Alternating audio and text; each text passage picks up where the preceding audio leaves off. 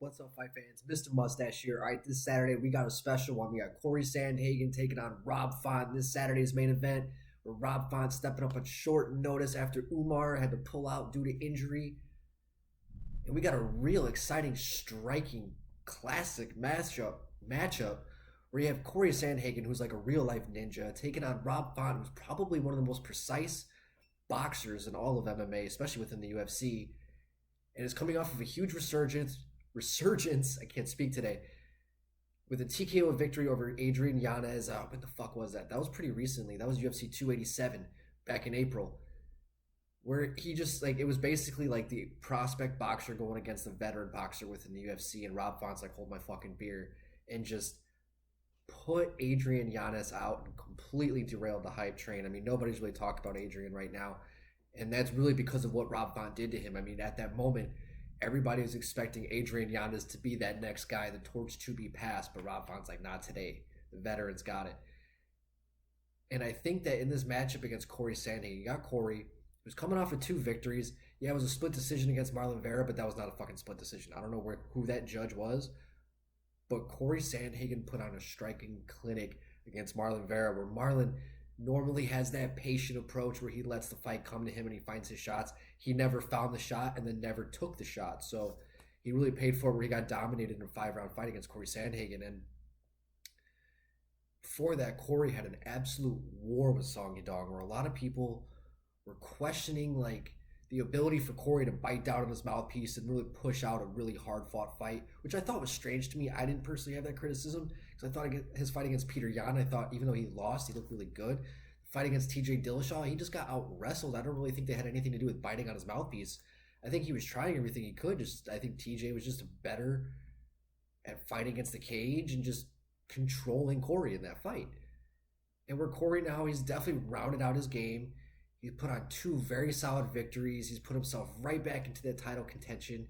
Now, after the fight against Vera, he said that he didn't want to call out Sean O'Malley because he didn't think that he was the toughest fight. He said that he wanted the toughest fight. And I think the UFC's like, okay, like that was the dumbest thing you could have said for us. So they gave him Umar, which was a super, super good fight, good matchup for both guys, a huge test for both men. But Umar pulled out, and now we got Rob Font, where I just think that I don't see this fight ending early. I see it if there is going to be a stoppage, it's probably going to be in like the fourth round, and I think it's going to be due to like a cut or something like that. I don't really see because Rob Font, he's got a chin, he's got heart. Yeah, that fight against Marlon Vera that he lost, he was outstriking him like 4-1. It's just every time he got touched, he was getting touched with absolute bombs, absolute nukes by Marlon Vera. And then the fight before that against Jose Aldo, it's Jose Aldo. The only times that he's really lost in the UFC, Rob was Rafael Sunsao, and you really just kind of see him getting beat by guys who are just a little bit more well-rounded than him in MMA, except with the Marlon fight. But that was just a crazy weird fight where you just like it was like every time Marlon landed on Rob, it was just like he didn't look like a human being after the fight. It was crazy. It was a crazy fight to watch, but Rob has come such a long way, and I think that in this matchup here against Cory, this is a phenomenal fight for both guys. I think that nobody's really going to lose traction because Rob's going in on short notice against a killer. So if he goes out there and gets beat, I really don't think that he's really going to lose any hype or traction. I think that he's solidified who he is. He's 36, which I think could be a deciding factor because especially at bantamweight, as these guys get older, these guys who rely on their speed and athleticism, as that starts to falter, and you go against these young, hungry guys like Cory Sandhagen, who's just an absolute ninja. He is just has a plethora of options. He's a tactician to the highest degree. I mean, what he did against Frankie Edgar, what he did against Marlon Moraes was just like, the fuck? Like it was like watching Batman Begins, like when he's going through like the fucking League of Shadows. It was just wild to see. So I don't really see anybody getting put out in this fight. I think both guys have the chins, have the durabilities to hold up. I just think that whoever can just get in and get out the fastest hit without getting hit as much. I see Cory Sandhagen being the better tactician, but I also see Rob Font having a phenomenal jab, utilizing that jab, utilizing a phenomenal leg kick maybe against Cory Sandhagen.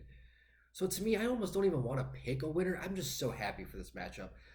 Huge ups for Rob Font. He's in a win-win situation. Cory Sandhagen, a company guy, welcomes a tough matchup. I love it. I love this fight in every way. It's a phenomenal fight night. Guys, let me know in the comment section. Do you guys think Cory Sandhagen is going to take it? Or do you guys think Rob Font's going to take it? I love to hear your guys' thoughts in the comment section.